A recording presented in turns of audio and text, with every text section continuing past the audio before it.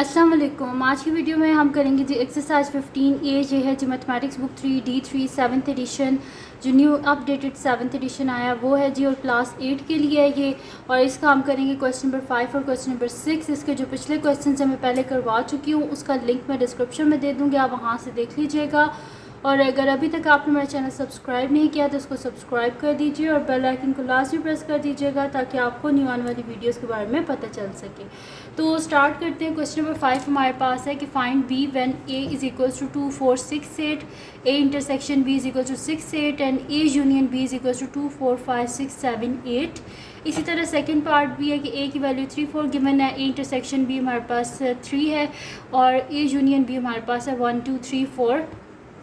हमने करना क्या है, यहाँ पर हमने फाइंड आउट करना है बी की वैल्यू को। ठीक है, तो कोई मुश्किल नहीं है, हम लोग बस जल्दी से फाइंड आउट कर लेते हैं। यहाँ पर देखें, करने का काम ये है आप लोगों का कि आपने क्या करना है कि सबसे पहले जो आपके पास गिवन है ना ए यूनियन बी, उसको तो ज़रा आप लिख लेना। A intersection B, A intersection B की हमारे पास वैल्यू है 6 8, यानी कि जो ए में भी है और बी में भी है। और उसके बाद क्या है, ए यूनियन बी लिख लें जो कि हमारे पास है 2 4 5 6 7 8। अब इसमें से ज़रा हम सर्कल कर लेते हैं जो कि हमारे पास हैं ए की वैल्यूज़। तो ए की वैल्यूज़ क्या है हमारे पास 2 4 6 8। ठीक है, 2 4 6 8 ये किसकी वैल्यूज़ हैं, ए की, ये ए की वैल्यूज़ हैं। यानी कि जो बीच में से बच गई हैं वो किसकी वैल्यूज़ हैं, बी की वैल्यू, यानी कि ये भी बी की वैल्यू है और ये भी बी की वैल्यू है। और ए इंटरसेक्शन बी, दोनों में जो कॉमन है वो क्या है 6 8, यानी कि ए में भी 6 8 है और बी में भी 6 8 है।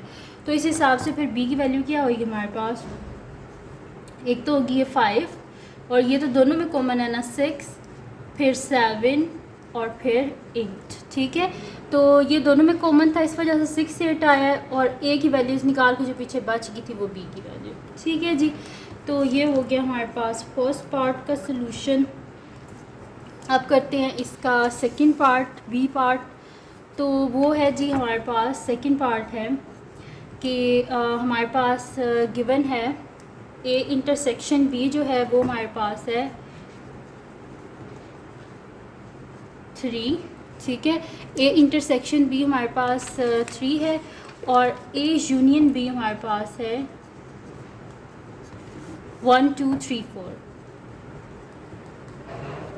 ठीक है जी, अब यहाँ पर हमारे पास क्या है, ए की जो वैल्यूज़ हैं उनको तो सबसे पहले हम सर्कल कर लेते हैं। ए की वैल्यूज़ हमारे पास गिवन है 3 4। ठीक है, तो ए की वैल्यूज़ कर लेते हैं, ये भी ए की वैल्यू है, ये भी ए की वैल्यू है। ठीक है, यानी कि जो बच गई है वो फिर किसकी वैल्यू है इधर, बी की वैल्यू, ये भी बी की वैल्यू है हमारे पास और ये भी बी की वैल्यू है। अब यहाँ पर हमारे पास क्या है कि हमारे पास ये तो आ गई बी की वैल्यू, ये तो मैं लिख देती हूँ, बी इज़ इक्वल्स टू 1 2 और दोनों में जो कॉमन है यानी कि ये ए में भी है 3 और ये बी में भी 3 होगा, तभी तो इंटरसेक्टिंग, यानी कि दोनों में जो कॉमन पॉइंट होता है वो हमारे पास इंटरसेक्शन में आता है, यानी कि बी में भी हमारे पास 3 है। ये तो ये आ गया जी इसका आंसर और ये फर्स्ट पार्ट का आंसर। तो ये दोनों पार्ट्स जो हैं ये हमारे पास कंप्लीट सॉल्व हो गए, पार्ट 1 एंड पार्ट 2 जो हमारे पास क्वेश्चन नंबर 5 है उसका। अब चलते हैं इसके नेक्स्ट क्वेश्चन की तरफ जो कि हमारे पास है जी इसका क्वेश्चन नंबर 5। क्वेश्चन नंबर 5 हमारे पास क्या है कि ए यूनियन बी। अब इसमें हमने फिल किससे करना है, ब्लैंक्स को हमने फिल करना है इक्वल और नॉट इक्वल से। ठीक है, तो इनको हम फिल कर लेते हैं यहाँ पर कि अच्छा यहाँ पर फर्स्ट जो है वो हमारे पास है कि ए यूनियन बी, फिर दरम्यान में ब्लैंक है और बी यूनियन ए। जाहिर सी बात है यूनियन कर रहे हैं तो बेशक आप ए यूनियन बी लिखें या बी यूनियन ए लिखें, एक ही बात है, जो सारे पॉइंट्स हैं वो सब के सब आ जाएंगे इसमें यूनियन में। ठीक है, तो इस वजह से ये इक्वल है। फिर है ए यूनियन 5। जाहिर सी बात है जब आप यूनियन करेंगे एक सेट का किसी एम्प्टी सेट के साथ तो आपके पास क्या आएगा, ए ही आएगा ना। यूनियन में तो सब कुछ हम लिख लेते हैं, जितने भी हमारे पास गिवन पॉइंट्स होती हैं हम सबको लिख लेते हैं। तो इस हिसाब से यहाँ पर ये बिल्कुल ठीक है कि हमारे पास ए यूनियन 5 किसके इक्वल है, ए के इक्वल ही होता है।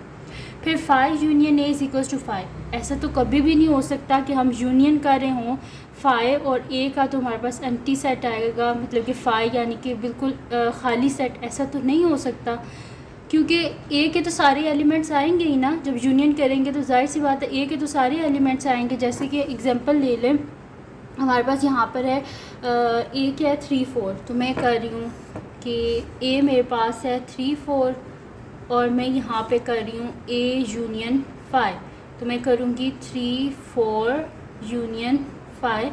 तो जाहिर सी बात है मेरे पास आंसर तो 3 4 ही आएगा ना, यानी कि एम्प्टी सेट थोड़ी ना आएगा मेरे पास। तो इस वजह से ये इसके नॉट इक्वल है। उसके बाद ए यूनियन ए यानी कि 3 4 यूनियन 3 4 करेंगे तो आंसर 3 4 ही आएगा, यानी कि ए ही आएगा। उसके बाद अच्छा जी, अब नेक्स्ट हमारे पास है कि A union B is equals to B and if A intersection B is equals to B. यानी कि जब हम यूनियन कर रहे हैं तो भी हमारे पास आंसर बी आ रहा है, और इंटरसेक्शन कर रहे हैं तो भी आंसर बी आ रहा है। जब इंटरसेक्शन में आंसर बी आ रहा है तो इसका मतलब क्या है कि ए और बी दोनों के एलिमेंट सेम हैं, यानी कि हमारे पास ए भी फिर कर लें कि 3 4 है, तो बी भी हमारे पास क्या है 3 4 है। तो जाहिर सी बात है जब आप इनका यूनियन करेंगे तो आंसर क्या आएगा, ए यूनियन बी का 3 4 ही आएगा। और जब आप इनका इंटरसेक्शन करेंगे तो भी आंसर क्या आएगा 3 4 आएगा। तो इसका मतलब है कि ये दोनों आपस में क्या है, इक्वल है।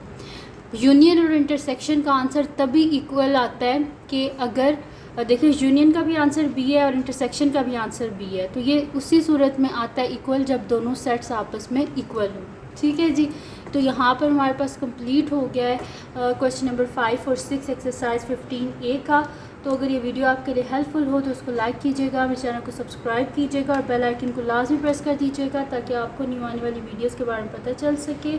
और जो मेरा सेकंड चैनल है जिसके बीच में मेरी कुकिंग की, क्राफ्ट्स की, रिडल्स की, ट्रैवलिंग की वीडियोस हैं, उसका लिंक भी डिस्क्रिप्शन में है, उसको भी सब्सक्राइब कर दीजिएगा और अपनी दुआओं में लाजमी याद रखिएगा। अल्लाह हाफ़िज़।